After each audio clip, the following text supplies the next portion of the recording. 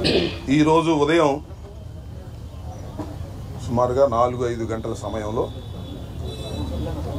YSR Congress party రాష్ట్ర office నిర్మాణంలో ఉన్న కట్టడాన్ని నిర్దాక్షిణ్యంగా బుల్డోజర్లు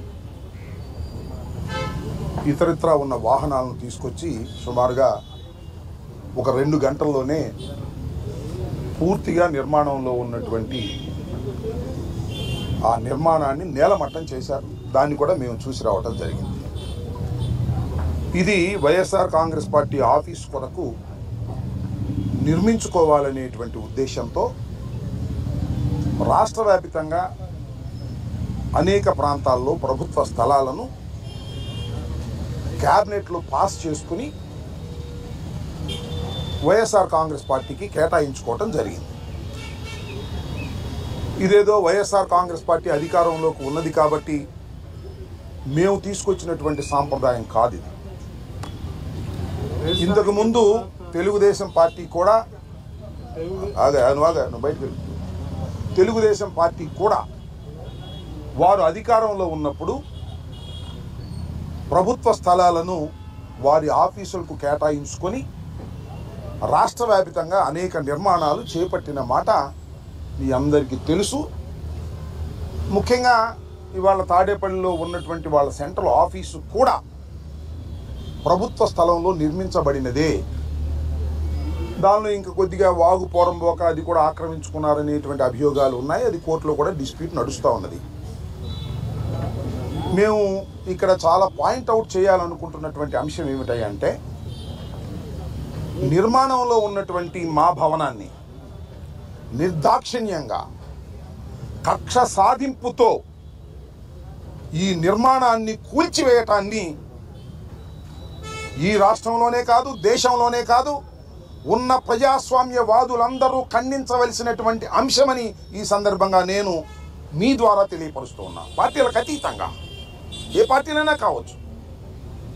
ఇవాళ తెలుగుదేశం పార్టీ అధికారంలో ఉండవచ్చు, కూటమి అధికారంలో ఉండవచ్చు. మొన్నటిదాకా మేము అధికారంలో ఉన్నాం. మాకన్నా ముందు చంద్రబాబు నాయుడు గారు అధికారంలో ఉన్నారు. అంతకుముందు రాజశేఖర రెడ్డి గారు అధికారంలో ఉన్నారు. అధికారం ఎవ్వరికీ శాశ్వతం కాదనేది చరిత్ర చెబుతున్నటువంటి సత్యం. మీ అధికారం ఉంది కదా అని మా భవనాన్ని కూల్చేయటం ఏమంత ధర్మము అనేటువంటి మాట ఇక్కడ నేను చాలా స్పష్టంగా చెప్పదలుచుకున్నాను. అయితే దీని మీద ఏమంటే, ఇది ప్రభుత్వ స్థలం, ఇరిగేషన్ స్థలం. దీన్ని 33 సంవత్సరాలకు లీజుగా తీసుకోవటం జరిగింది. దీనికి అవి లేవు ఇవి లేవు అని ఏమన్నా చెప్తే చెప్పొచ్చు. ఏ ఉన్నా లేకపోయినా డ్యూ ప్రాసెస్ని ప్రభుత్వం పాటించాలి. మాకు నిన్న ప్రొవిజనల్ ఆర్డర్ ఇచ్చారు సిఆర్డిఏ వారు. అకార్డింగ్ టు 115 సెక్షన్ ప్రకారం, సిఆర్డి యాక్ట్ ప్రకారం ఒక ప్రొవిజనల్ ఆర్డర్ని సర్వ్ చేశారు. అది ఇచ్చిన తర్వాత 15 రోజుల దాకా టైం ఉంటుంది, సబ్జెక్ట్ టు ది కరెక్షన్. ఈ లోపల మేము హైకోర్టుకు వెళ్ళాం. నిన్న హైకోర్టులో వాదనలు జరిగాయి. వాదనలు జరిగినప్పుడు ప్రభుత్వం వైపు నుంచి కూడా అడ్వకేట్స్ అటెండ్ అయ్యారు. హానరబుల్ కోర్టులో వారు ఏం చెప్పారంటే, డ్యూ ప్రాసెస్ ప్రకారమే మేము ఫాలో అయ్యి చేస్తాము అని చెప్పారు. What is the due process అంటే ఏమిటంటే, ప్రొవిజనల్ ఆర్డర్ ఇచ్చిన తర్వాత మా దగ్గర నుంచి ఎక్స్ప్లెనేషన్ తీసుకున్న తర్వాత కన్ఫర్మేషన్ ఆర్డర్ ఇవ్వాలి. దానికి కూడా ఎక్స్ప్లెనేషన్ తీసుకోవాలి.